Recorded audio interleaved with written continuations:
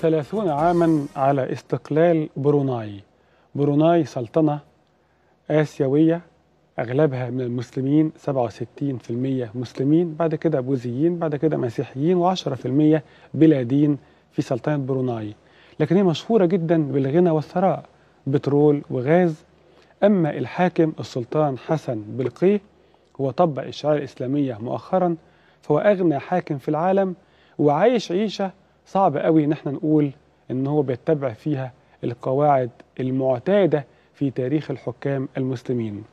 السلطان حسن بلقيه غناء لا مثيل له تقريبا، وكم من الإبهار مش موجود في أماكن كتيرة في العالم.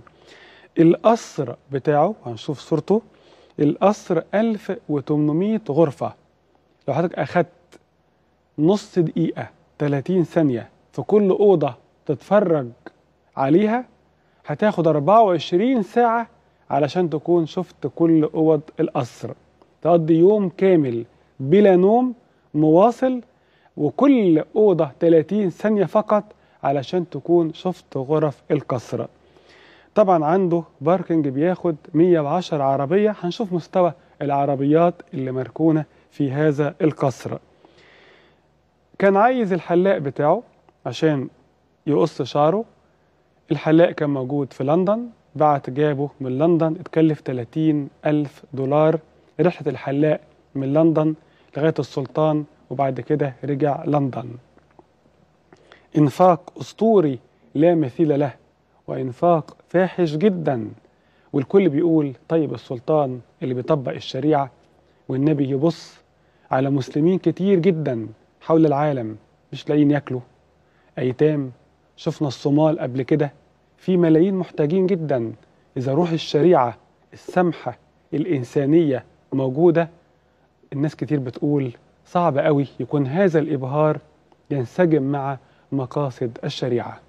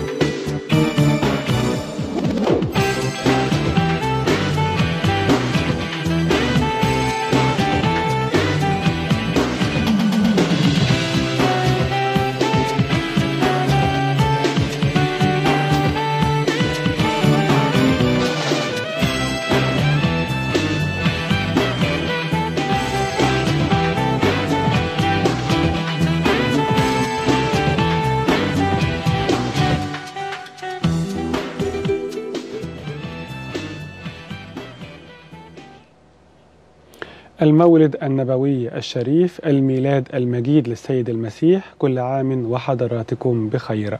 حفظ الله الجيش، حفظ الله مصر.